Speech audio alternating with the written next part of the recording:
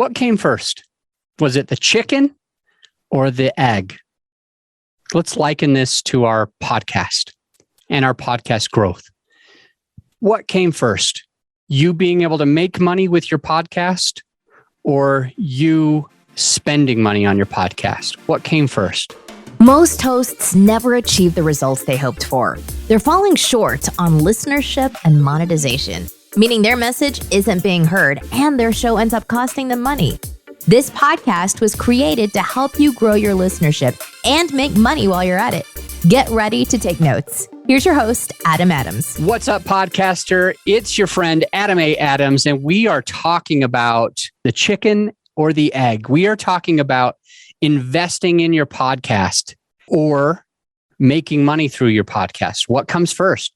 Do you pour money and time and energy into the show and then it pays you dividends like an investment? Or do you kind of have a wishy-washy show and hope that it starts to make money organically on its own and it never does, so you never have the money to invest in the show, and you ultimately quit with an absolute headache, upset at yourself, embarrassed, and if you had to tell, it would be between your legs. So what happens here? I want to share with you because I've had several calls. We have free, we call them a discovery call. Discovery call is in part me pouring into a podcaster. I always start those discovery calls with giving someone at least $1,000 of value. So if they don't even hire our company, they still have $1,000 at least in value that they can take and run with. So after I do that, I ask what they are looking for. What do they need help with? And after I go to that second step, the third step is, if I believe that my company can serve him or her, I will offer the ways that my company can serve him or her. I will explain and show on the discovery call, how can we get you from the place that you are right now to this other place that you really truly want to be at, and you don't know your own answers. How could you hire us and us take over that stuff? So that's what our discovery call is all about. And I've had a few of those that end up with somebody who has some money, but isn't sure if they should be investing it in their podcast. They're still doing their podcast, but it's losing traction, or it's not really gaining any traction. It's kind of staying stagnant. And the common theme that I'm understanding is that human beings tend to be afraid of the unknown. They are afraid to take a leap of faith. They've got a bungee cord on them that engineers have proven is going to catch them. And so they know clearly that the engineer says their friend was just bungee jumping right in front of them, but they cannot bring themselves to just jumping off that cliff, even though they have the safety net, couple safety nets. They've got the bungee cord, an actual literal safety net underneath that even if you landed in that net full force, you still couldn't get hurt, right? And they're afraid to do it because, man, it is overwhelming to have to put yourself out there. There's a lot of people that are shy, naturally shy. You might not even come across as a shy person. You might come across as an outgoing person, right? Extroverted human being. But deep down, you're a little afraid of getting judged. You're a little afraid of failing. You're a little afraid of, what if the bungee broke and somehow I broke my arm on that soft net underneath? What if? And you're sitting there thinking about all of the things that could go wrong when you see that engineer has engineered this, that you could be 2,000 pounds and still be able to survive this. And you're only, we'll call it 180 pounds. I don't know. You could be 110 pounds. You could be 500 pounds. Let's just say that they've engineered this bungee cord to way outperform your weight, and you're still afraid to jump. Well, that's what it's like sometimes when we have to invest in our podcast. the thing is, this chicken and egg thing, if you don't invest in your podcast, like your business investing in its marketing, if you don't market, nobody knows that you have a business. And so your business fails. And you're like, well, I don't have enough money to feel comfortable to put out the ads. I don't have enough money. I don't feel comfortable sending out 2,000 mailers. I don't feel comfortable doing a Facebook ad. What if the Facebook ad fails? There comes a point that you've got to understand in life, with bungee jumping, with asking that girl out, with trying new things like learning a new language. You might not understand it. You might be afraid to look like a fool. You might be afraid of those things. But between the chicken and the egg, the investment in the podcast is what comes first. If you never do that investment and expect it to organically go to the place that you want it to go, without your help, it won't go there. People don't automatically share your podcast.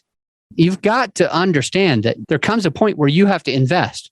And if, in case what you're thinking is that I'm doing this as a sales pitch for my company to serve your podcast, that is absolutely not the case.